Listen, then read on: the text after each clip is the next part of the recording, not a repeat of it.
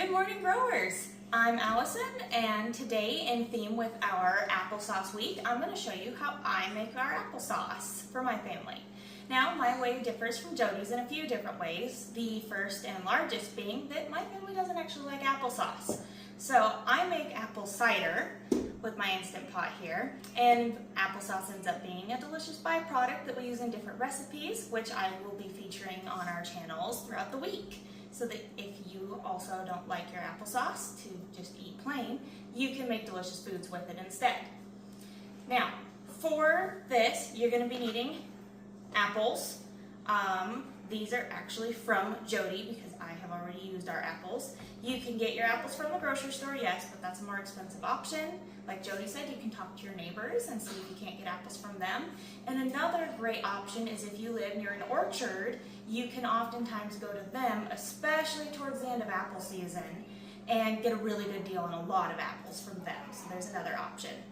I will be using oranges for this because, again, I'm making apple cider, not applesauce. Not my goal. It just also happens. Normally I use regular oranges, but I had cuties, and we're all about using what we've got here. Don't forget to save your orange peels. These can be candy, they can be used in different recipes, and you can also use them to make citrus smelling cleaners and such. I'll be using cinnamon sticks, whole nutmeg, and cloves. You can also use allspice if you have it, or star anise as well. I don't have those, so I'm not going to use them right now. Though, please keep in mind that if you use the star anise, it's going to give it a little bit of a licorice flavor, and not everybody's a fan of that. So keep that in mind. You'll also be needing water. I'm going to be using my Instapot for this because I'm going to pressure cook it for the purposes of this video. It's a lot faster. Normally, I do slow cook it though, so that the house gets a beautiful cider smell throughout the day, in which case just your basic crock pot will also work for this. You don't need a pressure cooker to do it. I'll also be using honey as my sweetener. You can use other sweeteners of your choice, sugar, brown sugar, maple syrup. I personally prefer to use honey and maple syrup in my ingredients, or my recipes, and I think that honey is better in the cider, in my opinion. I'll be using a potato masher, a sieve, a large bowl to strain with later, and jars to put my applesauce in at the very end, which we will be making with a blender, so you'll need a blender too. So to get started, I have filled my inner pot with apples, and I'm going to add a few more.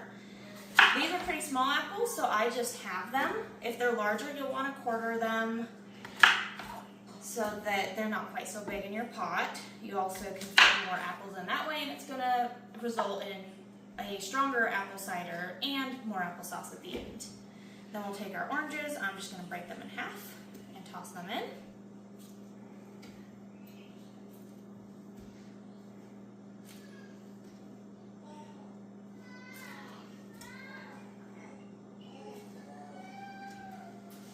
We're going to drop our cinnamon sticks in, nutmeg,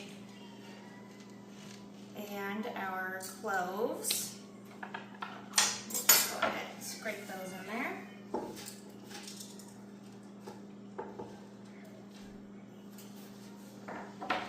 Honey, you want to use about a half cup.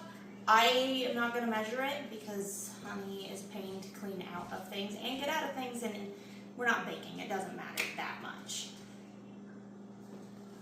So we'll just get that over all of our fruits and spices.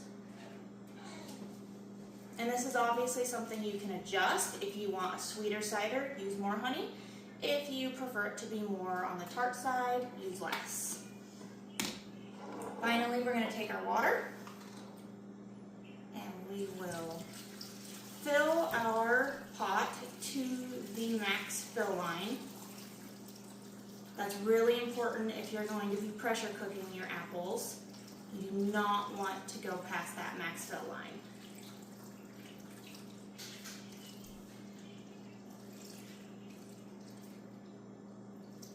And that was the perfect amount. we'll close our pressure cooker, turn it on. Mine, I slide over to lock and pressure cook. We're gonna pressure cook on high for 15 minutes. Make sure that your vent is on seal and start. Okay, we're back. The apples have finished pressure cooking and I let them do a natural release. Now we can go ahead and slide it open. It's hot and that smells so good. We're going to take some tongs and a little plate and we're going to pick out what we can see on top of our cinnamon sticks and cloves and nutmeg, because we do not want to run those through the blender. One, it'll be hard on the blender, and two, it's going to really spice the applesauce more than I want. Okay, that's most of them. There's still a few cloves hiding in there. And I think I forgot to mention earlier, but you can use ground spices. And if you do plan on turning your leftovers into apple cider or applesauce, it is a little easier if you use the ground ones because you don't have to pull them out at the end. So we'll take a potato masher and we'll just start mashing this down. I am, while I'm doing this, going to pick out any more cloves that I see pop up. I only use 1 whole nutmeg and 4 cinnamon sticks, so I know I got all of those.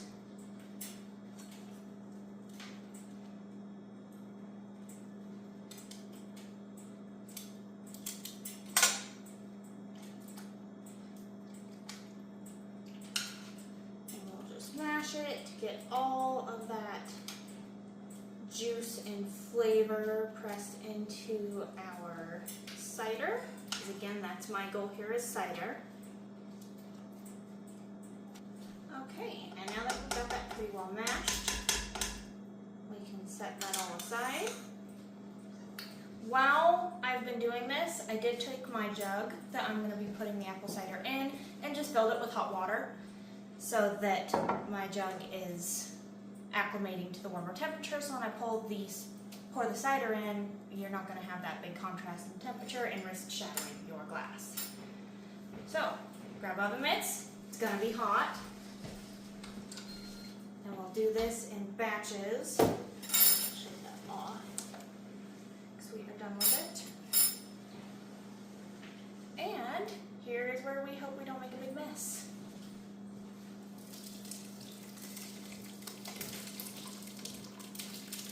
I've got my bowl here with a sieve and a spoon, and I'll just kind of mix that around, help the juices get out and into my pot here for the apple cider.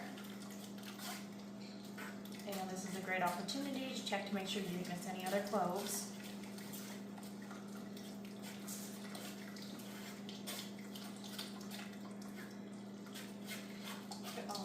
Out.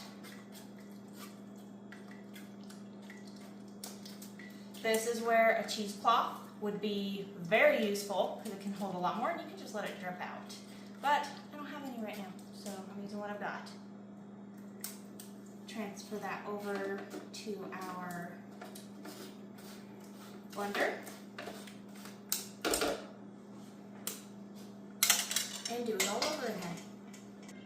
Okay, so we have emptied the pot. We've strained all the apple cider into our pot, and I'm just going to let it sit here and cool down a smidge while I tend to the applesauce in our blender.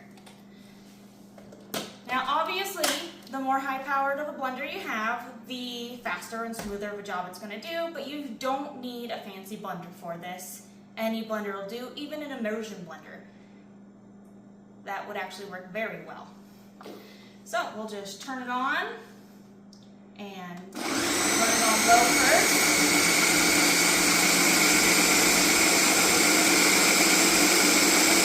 We'll bump the power up.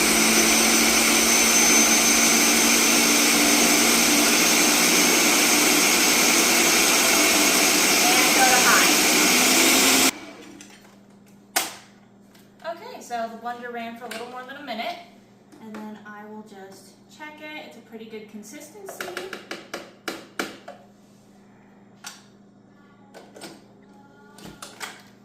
This blender has a nice little pour spout, so I'll put the lid back on and remove it.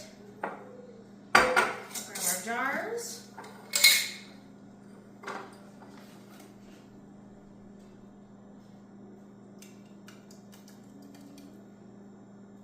Grab another jar. I just grabbed one large one and a couple small ones because I knew that I wasn't going to need 2 full large quart jars.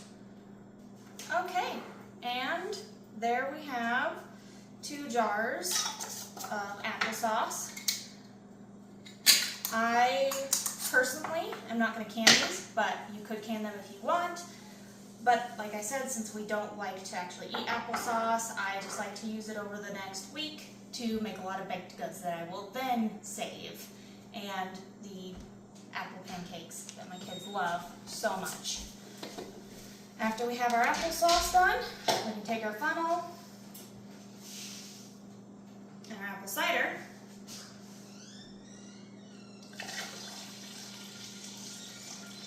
and fill our jar, or whatever you want to put it in.